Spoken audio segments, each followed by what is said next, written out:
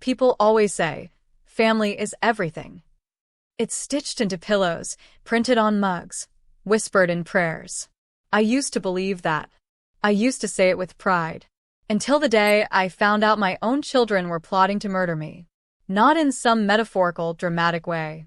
No, they were planning to drug me, forge my signature, steal my money, and make me disappear. I'm Eleanor Whitman. I'm 78 years old.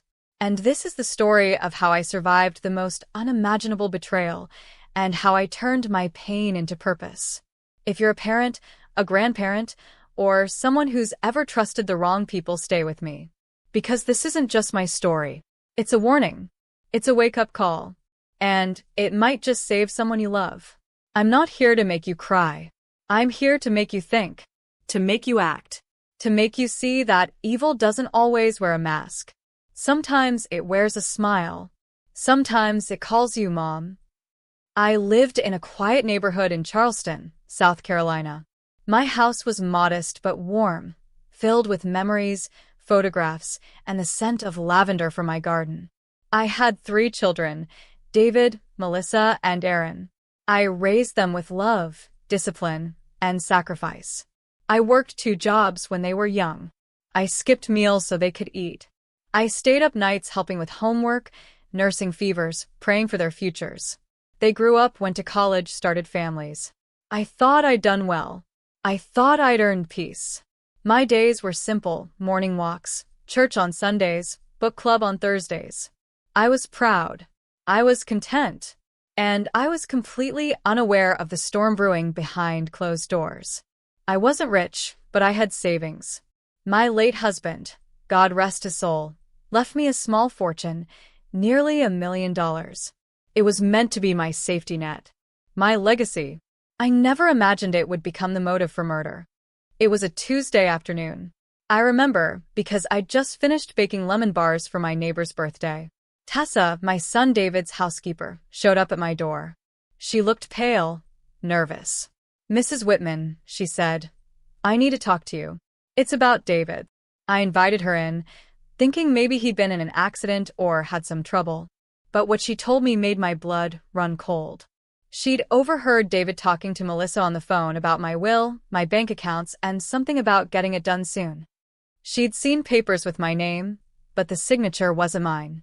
And worst of all, she'd seen David slip something into my tea during a visit. I wanted to dismiss it. I wanted to believe it was a misunderstanding. But deep down, something shifted. A seed of doubt. A whisper of fear. That night, I didn't sleep. I sat in my living room, staring at the photos on the wall, wondering how the people in those frames could be plotting my death. Tessa didn't have to come forward. She risked her job, her safety. But she did it because she cared. Because she saw something wrong and chose to speak up. That choice saved my life. I started small. I stopped drinking anything they gave me. I checked my bank accounts. There were withdrawals I hadn't made. Transfers I didn't recognize. I found a power of attorney document with my name, my signature.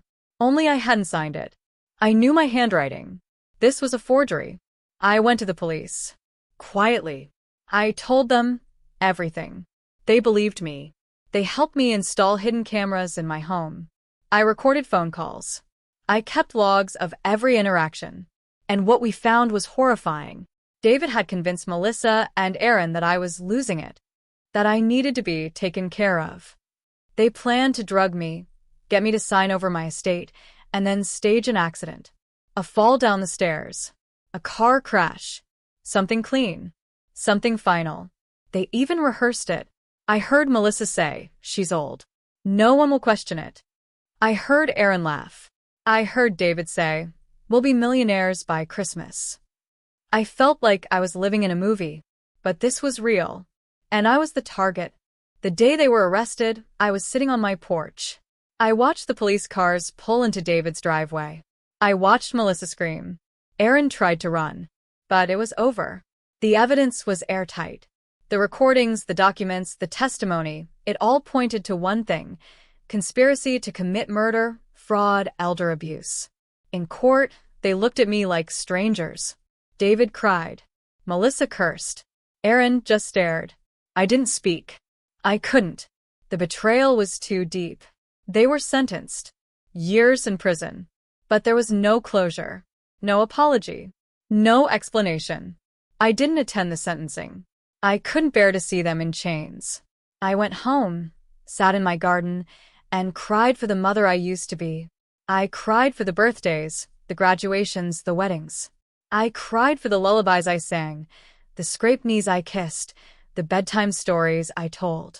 I cried for the illusion I'd lived in, the belief that love was enough. I was alone. My house felt empty. My heart, even emptier. But then, something beautiful happened. Tessa and her daughter Ava moved in with me. Not out of pity, but out of love.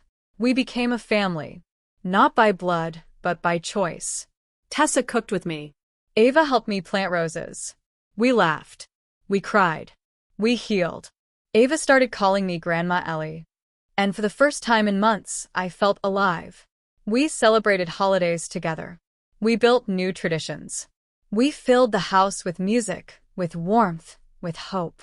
They didn't replace my children, but they reminded me that love still existed, that trust could be rebuilt, that family could be chosen. I taught Ava how to knit. She taught me how to use Instagram. We danced in the kitchen. We watched old movies. We made memories. Real ones. Honest ones. The following year, I founded Beacon House, a nonprofit dedicated to helping seniors protect themselves from financial exploitation. We offer legal workshops, emergency hotlines, emotional support. We teach people how to spot red flags, how to protect their assets, how to speak up. We've helped over 3,000 seniors so far. We've stopped scams, exposed fraud, saved lives. And we're just getting started. Beacon House isn't just an organization. It's a movement. It's a promise that no senior will be left alone, that no betrayal will go unanswered, that justice will be served. We partnered with law firms, churches, community centers. We held seminars. We created pamphlets. We built a network, a safety net, a lifeline. And every time someone says, "You saved me," I know it was worth it. I still ask myself why. Was it greed? Desperation? Did I fail as a mother? But I've learned not to dwell. I've learned that pain doesn't define you. What you do with it, that's what matters. I've learned that family isn't who shares your DNA. It's who shows up when the world turns dark. It's who holds your hand when you're scared. It's who fights for you when you can't fight for yourself. I've learned that forgiveness is a journey, and that healing takes time. But it's possible. It's real. And it's worth it.